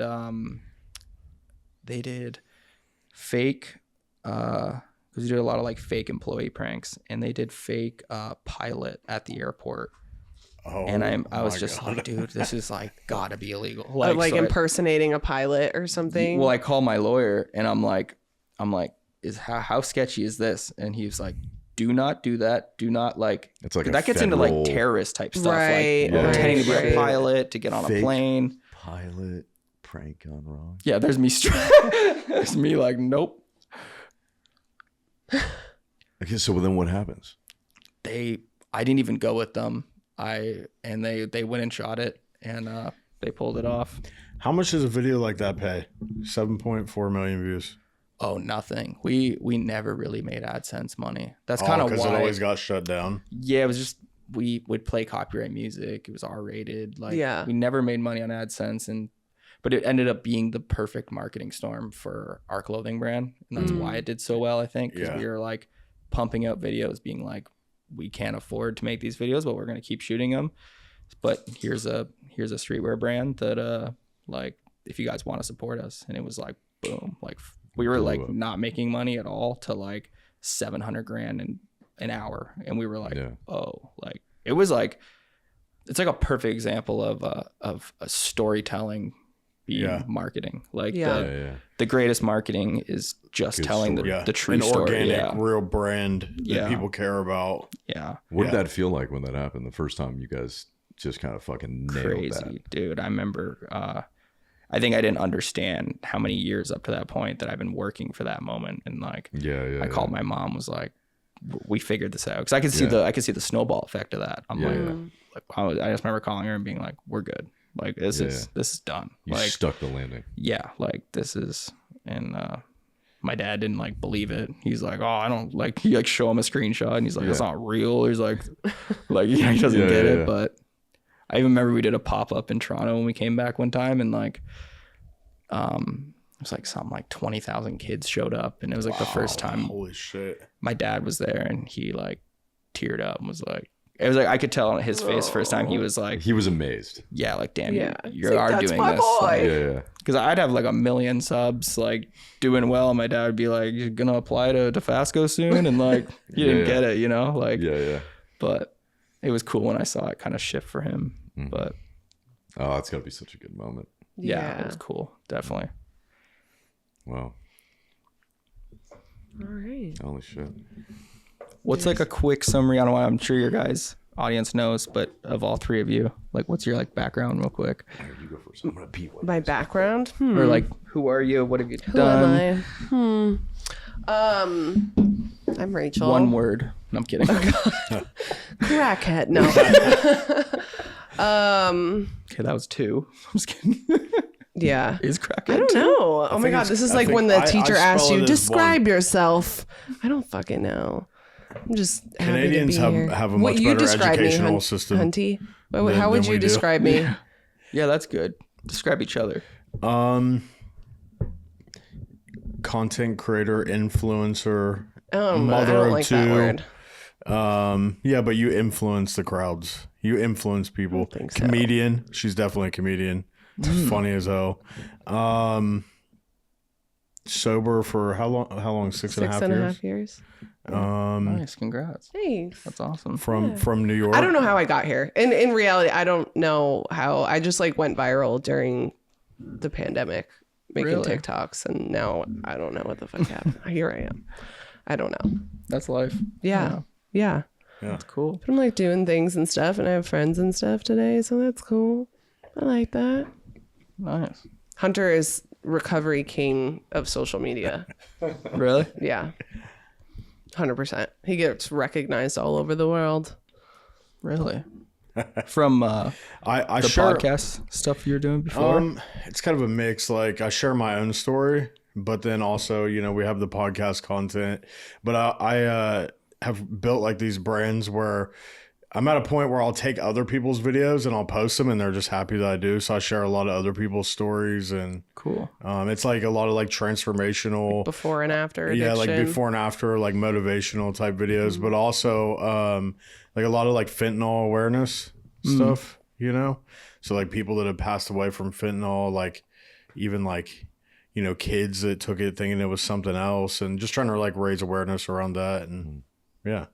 That's awesome, man. But also also yourself. Yeah. And your viralness just from I've being got a you. crazy viral before and after picture. So Yeah.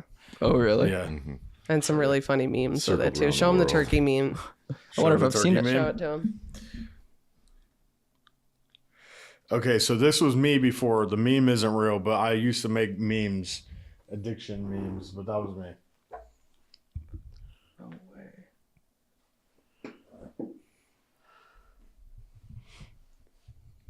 Having sex with a turkey? Is that the meme? Yeah, it's a meme. Yeah. True story. Yeah. Yeah. Damn. Yeah. Where are you from? West Virginia. Virginia. I grew up Virginia. right on the border of like Ohio and West Virginia. Oh, nice, Take me nice. home It's beautiful out there. to the Yeah. place where I belong. So like some of these are like people that passed away from fentanyl. That guy there. Had to turn the comments off on that one because people were disgusting. Yeah, people get real fucking buck in the comments for sure. In what way? Like, People, especially with addiction content, people can just be really, they're like, they deserve to die. Like Yeah. this, like really fucked. Like with this so one right here, weird. they're like, Yeah. you know, when the video was made, they were like, to the person who sold you fentanyl. Like this guy didn't know that's what he was taking. He thought he was Yeah. taking a different drug. Took that, overdose, and died. And people were like, oh, well, he shouldn't have been doing this and that. And it's like, you know, mean, some people yeah. can use drugs and that's everyone's fine. story. You Yeah. shouldn't have done this. Or Right. shouldn't have- Yeah, right. Right. I'm a big believer in like, I hate writing people off. Like I can't. Someone can do like the most like insane, craziest, awfulest thing, and I like somehow will like be like, well, what led that person to?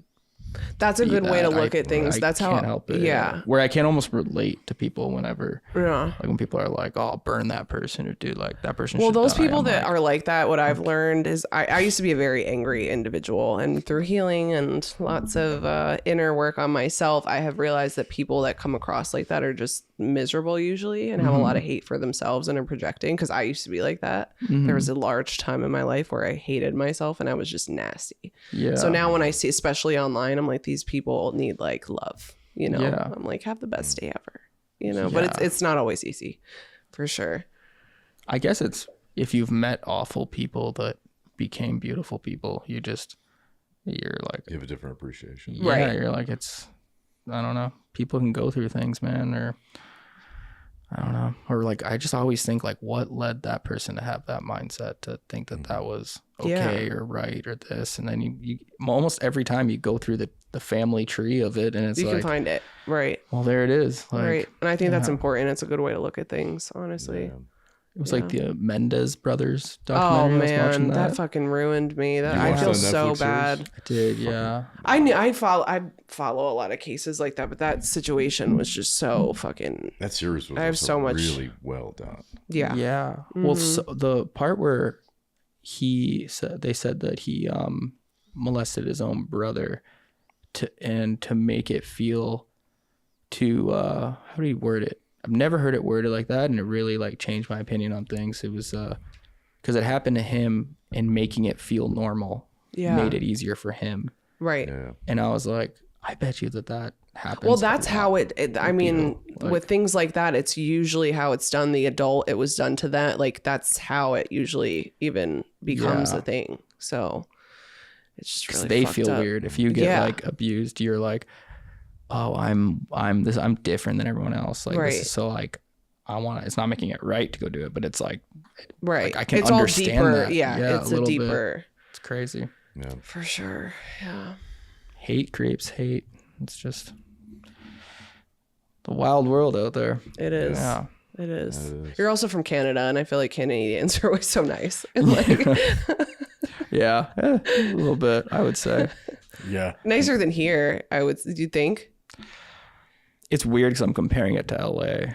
And It's not a good comparison. Well, I don't no, because there's so feel many like- beautiful places here. And LA is like, California is great. Certain spots, like I think when I was in like Studio City, like I'd always go for a run or a walk in the morning. And yeah, you're just like, the amount of people you'd walk by and say hi, they don't say hi back, or you wave at a neighbor that you've seen for 2 years and they don't wave back, or like, it's just not like that. But where I if you grew were up. in Toronto, though, would people be like the same? Because I didn't spend a lot of time in Toronto either, so like maybe it's a city thing, Yeah, I Could feel be like that's that. what it is, you know? but like But Canadians seem really happy and friendly Yeah. all the time. Compared to here, I feel like Yeah. that's just our view, I Yeah. guess, on you guys. Yeah. Yeah. I'll take it. Yeah, we're happy. And no one is upset in Canada. There's no Everyone's problems. literally fine. Yeah. It's a perfect world. Yeah. Yeah. Yeah. Have you guys been to Canada? I have. They won't let me. They won't let me come. Hunter's not allowed. No. Because you're a felon? It's criminal. Actually, even just misdemeanors, though. Really? Yeah. I was in Montreal just like 9 months ago, I think. Oh, I've been to really? Montreal once. It's a Love great Montreal. city. Yeah. Yeah. Amazing. Actually, I think it was exactly a year ago. 'Cause Really? It was Halloween. Yeah, it's a great place. It was so cool in Halloween too. Oh, And I was there bet. by myself, and I'm like, "Fuck it, I'm gonna go explore the city like Mm-hmm. on Halloween." And I met these random people, and we all rode bicycles through the city. Oh yeah. And it was like a warm Halloween night. You know what I mean? Yeah. It was like 75, 78, Wow. like at night. There? Really? Yeah, yeah. No, it was like a random. It was like Holy super shit, weird. yeah. The people I was with were like, "Oh my god, It was it's the most freezing when amazing I was there. Halloween." Yeah. And everyone was out partying. Some of the streets were all shut down, and everyone was just like in costumes. It was weird. It was like a surreal, like Wow. movie-esque. It's not as Experience. French as people think too. Yeah, yeah. Like Quebec is like French, but like Yeah. Montreal is like you could get around, and like I think signs Oh, and yeah, stuff for are all sure. English, and yeah. yeah, yeah. Except for some areas where they have like language police. Oh really? Yeah. Like they'll tell you. What to does that speak- mean? So like there's a They're big like push with, translator? like, the French culture there to keep it to French? keep it French. Whoa. And so you go into like some, like I went to the burger spot there that's like super popular in Canada or whatever. Harvey's? Maybe Does that sound right? something like that. And then I went into like an R&B, like one of the root beer spots, Yeah. and everything was in French.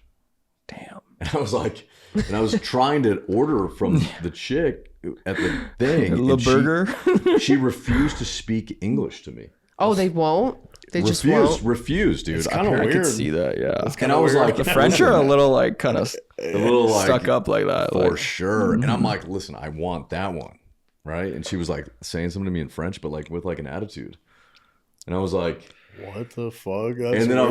was these people I was with. One of the girls walked in, saw me struggling, and then she spoke French and ordered it for me. And I was like, what? that's so weird. Why make it difficult? It was like, it was a thing. Yeah. It was really interesting. I had a buddy there, and we went out to dinner, and he was like, he's on the other side where he's like, doesn't want it to be that way. You know what I mean? And it's like these warring facets in Montreal. It's really yeah. fascinating. Have you ever been to England? I think so. I think I did this like NELK tour where we traveled all over Europe, but we only spent a couple days in each place. England. To like London. Oh, I've been to London. Yeah. I'm just an idiot. My bad. Yeah. I've been there. Yeah, England was cool. I remember really good style there. Oh, That's what Hunter always Like the says, average too, yeah. person, they're like Right. They just workout. look like clean and trendy all the time. yeah, they're just a little bit ahead of us with the fashion, you know? I agree. Yeah. Yeah, or they were just before us. You know what I mean? Like they've just always been that way. Yeah. Yeah. LA's got just a different, Yeah. relaxed. Different vibe.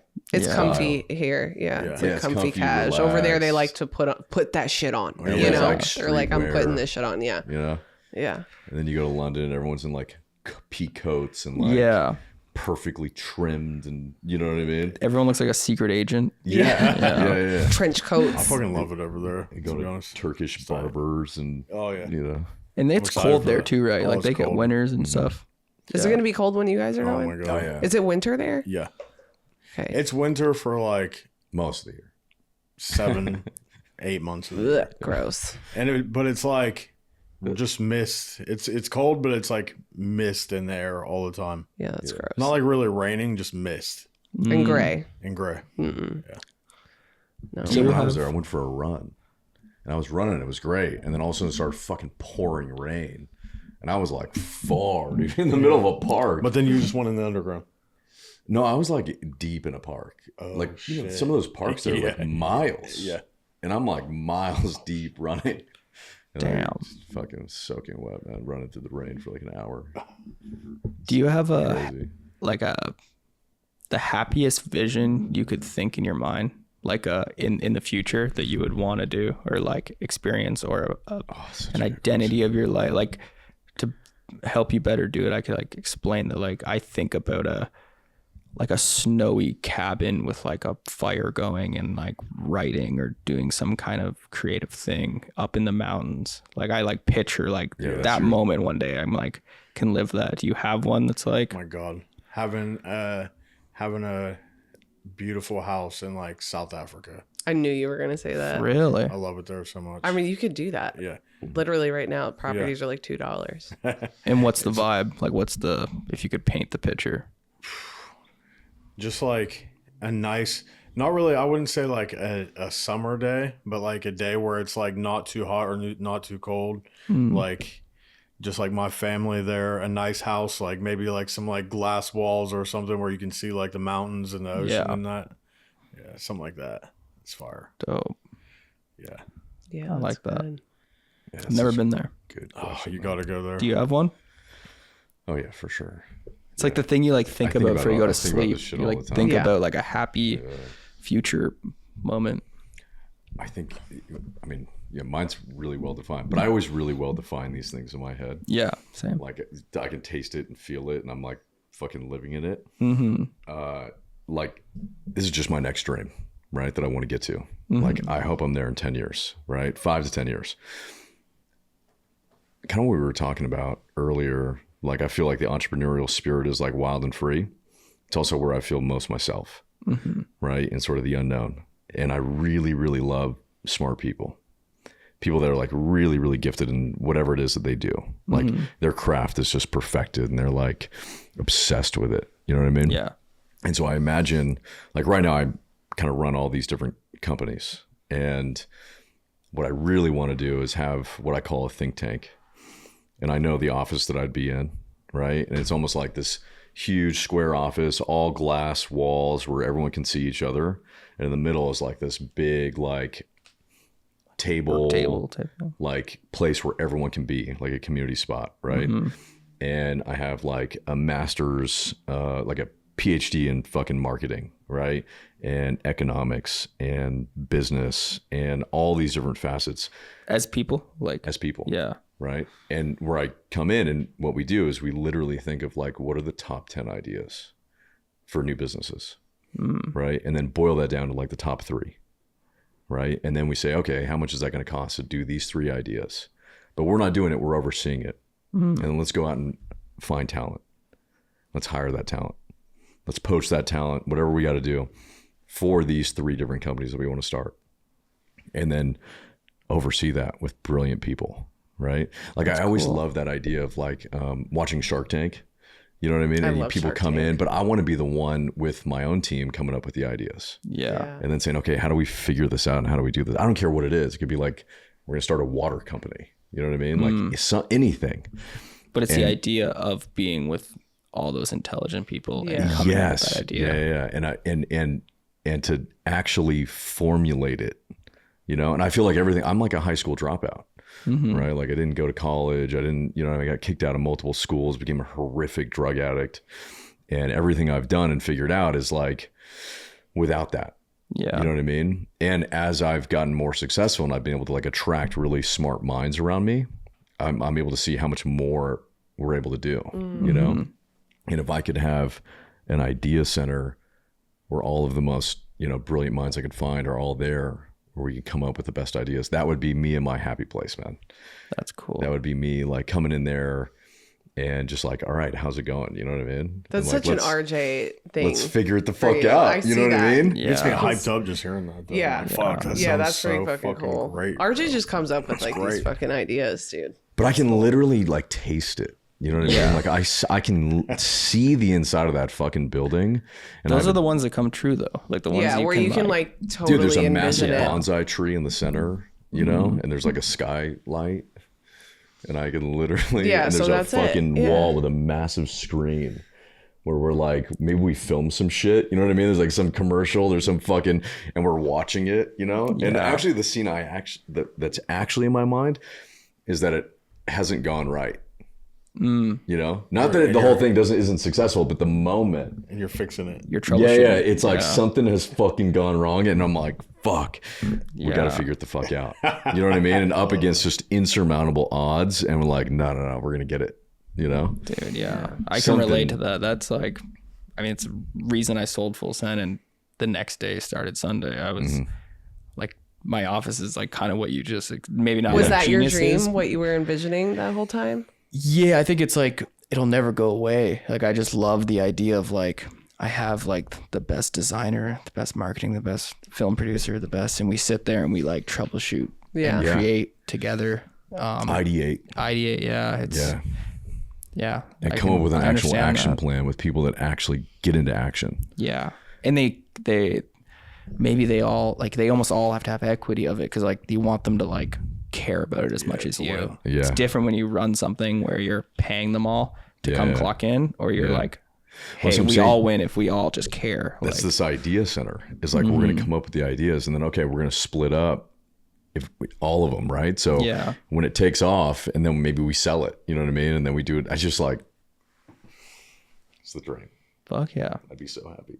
It's going to come true, man. I can see You're it. like lit the fuck up right now. Oh, for I feel sure, like we man. need to make this happen. Yeah, I do that It'll the rest happen. of my life. I feel like I could be like 70 or 80. You know what I mean? Oh yeah. And just be able to do that. Yeah. That's far. Do you have maybe one? have a house in South Africa? I don't know, you dude. My life has been like, what my life is today, I would have never imagined in a million years. Like, I wasn't actively trying to do any of this. Everything kind of just like fell in my lap. And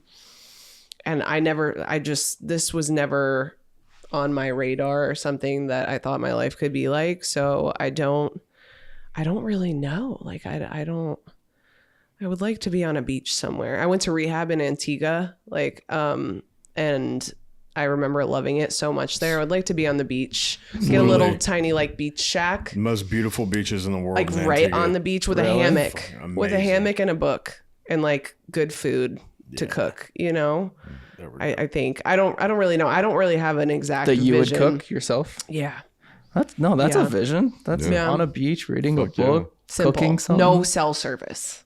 Yeah. No service. A little break, and then like when I want to go do some other shit, you know, or be connected, I can, but I can also be like completely disconnected. That's like my dream. It's having a balance of that, honestly. Yeah. Do you think anyone here would ever be fully disconnected? Do you guys ever see that, like, in a part of your life you're like, if I could make it work, I'm off? I feel like I would be fully disconnected, at least for a time being, like, you know, these set times. I was talking to Jack this morning. Before he made his last album, he did not go on social media for an entire year.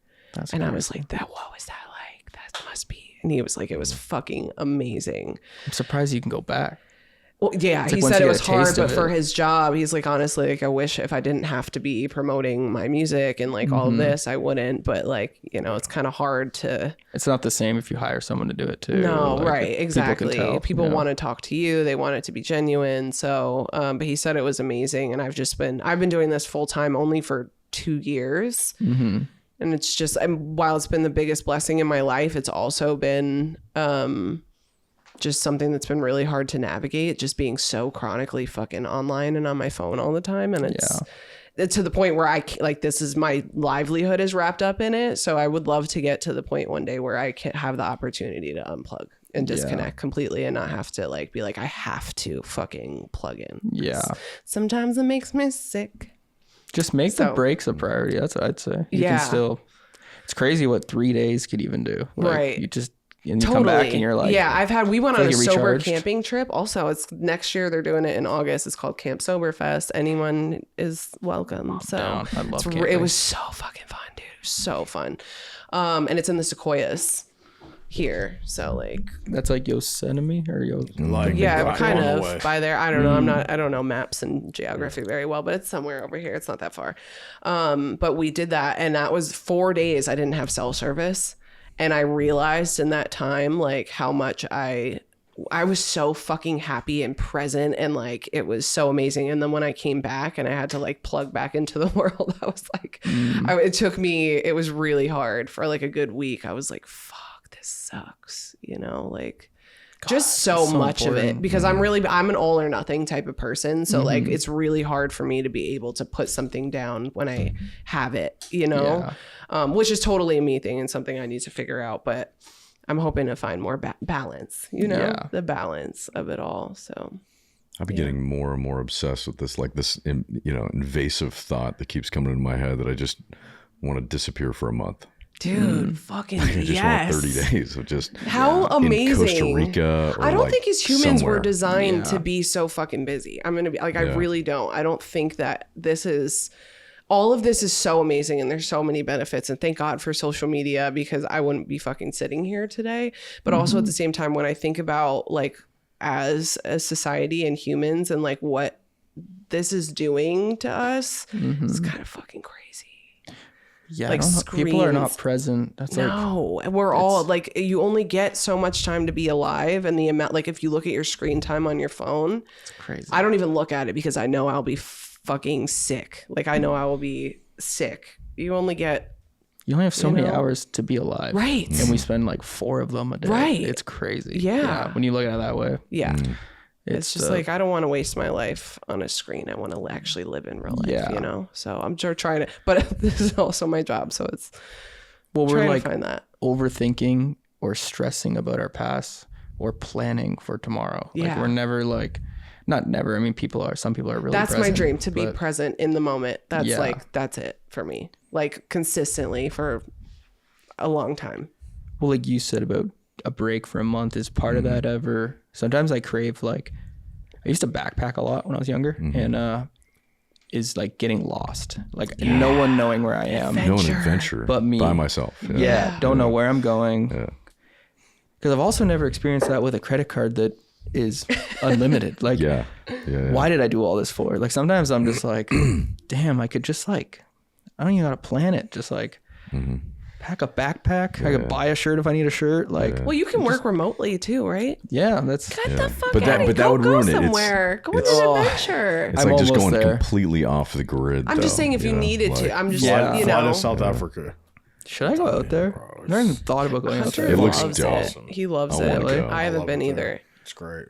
Damn. What's like if I was to like fly there or go there, what's like the Town?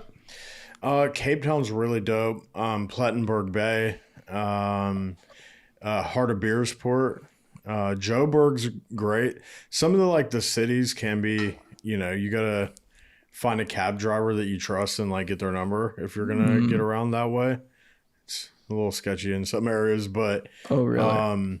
Cape Town is so fucking awesome. I mean, just amazing. The food there as well is like next level. The best food in the world that I've had, at least. It's so affordable there for us. I mean, you can see every animal you could imagine there, you know? It's a really great place. That's sick. Yeah. I haven't experienced a lot of that. Random like Australia, South Africa, like just like Australia's seeing tight. crazy animals. Yeah, Australia's cool. She's half Australian. Safaris. I am. Really? Yeah. Have My you dad's seen like Australian. a tiger or anything crazy? No. Kangaroos. I've seen like wild kangaroos and shit. Really? Kangaroos are a trip. Yeah. I heard they're just like deer out in They Australia. are. Yeah, they are. They're More. literally, you see them. They're yeah, they're everywhere. everywhere. Really? Yeah, they But actually you also have have a to be problem. careful with them because they'll fuck you up. Yeah, they Yeah, got the big claws. ones. Yeah. But they have little ones. They'll straight little punch you- wallabies. punch you to Wallabies. sleep. Wallabies are so cute. They just come up and they just like grab things out of your hand. Really? It's the craziest They thing. have the platypus, which is only in Australia. They have some weird animals. Australia is like a whole different, It's a whole thing. whole thing. It's a whole world. Yeah, it is. It is. But Yeah, it's my cool. ex is Australian and she was terrified of spiders. I remember she You said know, she woke I've up to that never one seen time. any big. Every time, and I've been multiple times, and I used to stay for a month. So Being my in the dad's. city, though, you don't really see the It's not as But serious. I've been out to like The woods, the bush. Yeah, I've been out to the bush. I've never seen when a I was giant in the spider. jungles on the East Coast, I mean, we encountered massive spiders. Yeah, I went into monsters, Queensland, and I saw the anthills. They have these anthills. Oh yeah, they're that huge, are like 8 feet tall. yeah, huge. That was pretty cool. But Apparently, there's a spider that like makes a nest on the side of grass on sidewalks. Yeah, and it will open up a flap and it will grab like Small children. probably. I was told it can grab like a rat and like pull it in and then close the flap. It's pretty sick. It's tight. Did you guys ever watch 8-Legged Freaks? Oh my God, a million That times movie? when I was I younger. don't think Spiders I did. basically taking over a Yeah. The town. world. Yeah, and they all hide in a mall. It's like the greatest Dude, spider literally movie. watched that like a million times whenever I was younger. Used to Yeah. love that. Did you guys ever watch Tremors? Fuck yeah. Oh yeah, Oh my God. That was like one of my slugs in the favorite. ground? Yeah, like the big like worm things. That was one of Whenever my you touch the ground, favorite they like movies. yeah. That was like my dad showed me that when I was a kid. Yeah. And I just thought it was like the coolest fucking movie it's like ever. similar vibes for 8-Legged Freaks. Yeah. I'm gonna watch that again. Yeah. Tremors. Tremors. Yeah, Tremors. Holy I don't shit, think I've it's so seen good. either. I'm gonna of watch them. both of those movies. Yeah. Tremors, man, that'd bring it back. Wow. They're on the top of cars. Yeah, Fucking, you can't touch on the the ground. It's like the roof. ground's lava. You know what I mean? Yeah, that's what it was. And they can't fucking. They walk on the ground. They're just gonna get eaten, dude. Sometimes you watch those old movies though, and like the effects and stuff, you're like, oh, I wish I just kept the memory. I know, Yeah, right? No, I know, for it looks sure, so- dude. For sure. Yeah, Yeah. I find When that I was a all the kid, my time. little kid mind, dude, built it into like, fucking, Yeah. it was so real. Well, back then it was like it was you're sick. like, oh fuck, how did they do that? yeah. I rewatch movies a lot with my kids because I always want to show them the classics, and I have moments like that often. But I was watching Jumanji, like the original one, like recently, and So that was good. pretty. The graphics in that were Yeah. pretty fucking on point Well, and for you that had Robin time. Williams, like just Oh, crushing. he's amazing. But it was a not classic. terrible. Like Yeah. most of the times, I'm like, oh shit, this is pretty. You Yeah, know, Jumanji was good. these. The last one was Toy Story for me. I put that on, was like, I can't believe I like. Loved I remember it being so like, much. this was like. I mean, the story is amazing. Toy Yeah, Story yeah, is yeah. great, Yeah, but yeah. like, I was like, oh my god! Like, I just think I looks so know an different. artist that could make this like Right. content in like a week. Like, yeah. Well, we've advanced so far and stuff that it's insane. And then I Oh, just yeah. remember how old I am, and I'm like, fuck, this is crazy. Yeah, damn. I remember Finding Nemo was like the first time an animation felt like whoa, like vibrant and crazy. Yeah. Like I remember going to the theaters and being like, whoa, what's next? Like, Yeah. I was like, this is crazy. Yeah, and then Pirates of the Caribbean. Oh, that was yeah. like, Dude, So good. love that. that was an epic. Are you guys like movie heads? Do you like Nah, movies? not really. But Really? I like movies. I like movies too. Yeah, I like movies. Yeah, I'm weirdly. I like to binge I like watch shows. shows. That's my happy too. place. Yeah. Watch a movie every night. Yeah. Have you watched Peaky Blinders? Oh yeah. Fuck. I love that. God, it's yeah. so good. That's who everyone says my brother looks like. Peaky Blinders. That's a compliment. That's cool. Yeah. So I feel like every man wants to be a Peaky Blinder kind of. Yeah. Yeah, Razor I don't know. blade in the hat. Oh, Yeah. everything I about it think was he so just cool. had a similar haircut for a long Yeah, time. I think a lot of men did after that show came out. Everyone did the like shaved. And, like, Yeah, he doesn't have that haircut anymore. So Damn. fuck, man, I'm glad you came. oh, out. 145. Yeah. It's great meeting you guys. All right. Cool conversation. Yeah, it's dope. Yeah, this was so cool. Mm-hmm. Tight. I gotta touch this crystal. Yeah, get in there. Amethyst. Are you wearing pearls? I am. Is that your vibe? Yeah, it's like That's the only cute. I like jewelry I've that. ever worn. I like that. I've had this for years.